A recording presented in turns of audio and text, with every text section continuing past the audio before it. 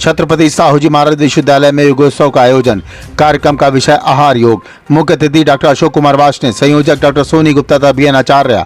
आहार योग और संस्कार पर professor doctor Seema Dwivedi, GSVM medical college Kanpur, doctor Vinita Singh, CSA food department तथा साइंटिस्ट डॉक्टर प्रिया वशिष्ठ ने अपने विचार रखे। कार्यक्रम में होटल मैनेजमेंट के छात्रों ने बाजरे की खिचड़ी तथा अन्य रेसिपी बनाई।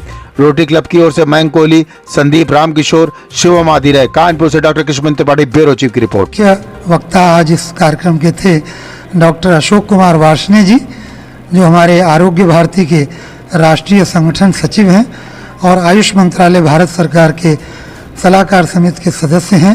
इन महत्वपूर्ण विभूतियां कानपुर की थीं। प्रोफेसर डॉक्टर सीमा द्विवेदी जी जो हमारे बीच में हैं, जो जीएसवीएम मेडिकल कॉलेज की स्त्री एवं प्रसूति रोग विभाग की प्रोफेसर हैं।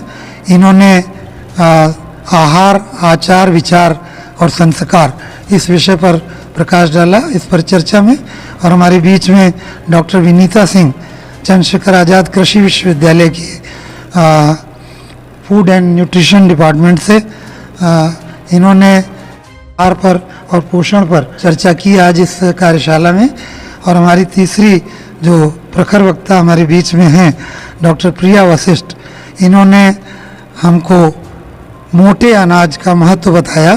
आप सीनियर साइंटिस्ट हैं home science extension education department, Chandrashekhar Azad Krishi Vishwavidyalaya से। तो इतनी दौड़ती ज़िंदगी में अगर हम सिर्फ आहार पर ही नियंत्रण कर लें, आहार ही संतुलित कर लें, तो हम बहुत से ऐसे रोगों से बच सकते हैं जो इसके अभाव में हो रहे हैं।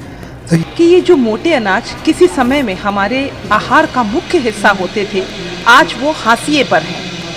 तो इन मोटे अनाज को थाली में लाना है। हालांकि चावल और गेहूं के बेहतरीन और जायका स्वाद जो उनका है, उस पर मोटे अनाज का स्वाद चढ़ने में समय लगेगा, क्योंकि थोड़ा सा ये उनकी खुरदरे होते हैं, इसलिए मोटे अनाज हैं। लेकिन हमारे आहार पोषण विशेषज्ञ इसको सुपर फूड के नाम से कहते हैं और वो जोर देते हैं कि इसको हमें अपने भोजन में शामिल करना पड़ेगा, तभी हमारे आहार की गुणवत्ता बढ़ेगी। हमारे भोजन में विविधता होनी चाहिए, क्योंकि मोटे अनाज antioxidants, minerals, iron, calcium, vitamins और प्रोटीन और सबसे महत्वपूर्ण फाइबर रिच होते हैं, तो हमारे स्वास्थ्य के लिए बहुत ही लाभदायक होते हैं। इसके लिए मैं ये ज़रूर कहना चाहूँगी कि बहुत प्रोसेस्ड आइटम ना खाएं।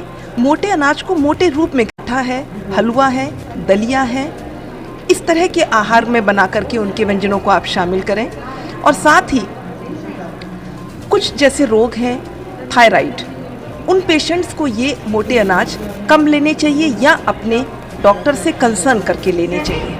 धीरे धीरे रे मना, धीरे धीरे रे मना, माली सींचे 100 घड़ा, फल आवे ऋतु होए।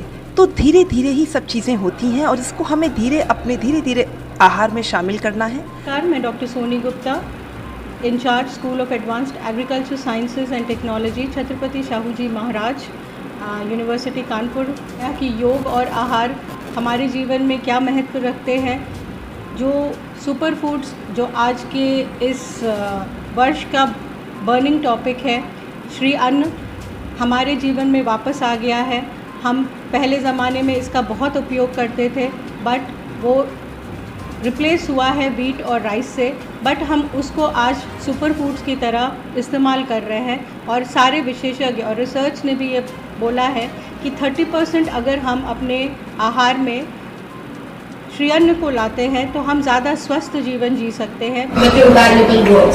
अब शारीरिक क्रिया के अतिरिक्त भी बहुत कुछ है, उसका स्पेक्ट्रम बहुत बड़ा है। अन्न में कोश, प्राण में कोश, मनोमय कोश, विज्ञान में कोश और आनंद में कोश, कितना बड़ा उसका परीक्षण है। इतने ही नहीं तो फिजिकल भी आता है, मेंटल भी आता है, सोशल भी आता है, साइकोलॉजिकल भी आता है, स्पिरिचुअल। अष्टांग योग पढ़ा हुआ, उन अष्टांग योग में ये सारी चीजों का सबको समाहित किया। जीवन में नियमों की पालना करना, शारीरिक स्वास्थ्य के लिए योगासन, मानसिक स्वास्थ्य के लिए प्राणायाम, संयम के लिए स्पिरिचुअलिटी स्टार्ट होती है प्रत्याहार से। धारणा उसका और एक आगे की सीढ़ी है ध्यान और समाधि। अर्थात सामाजिक नैतिकताओं से लेकर स्वयं की उच्च अवस्था तक पहुंचने तक का माध्यम योग है। कहने का तात्पर्य कि योग एक बहुत बड़ा परिक्षेत्र है, बहुत सारे इसके डायमेंशंस हैं। स्वास्थ्य उससे प्रभावित होता है और योग संपूर्ण स्वास्थ्य को रिप्रेजेंट करता है।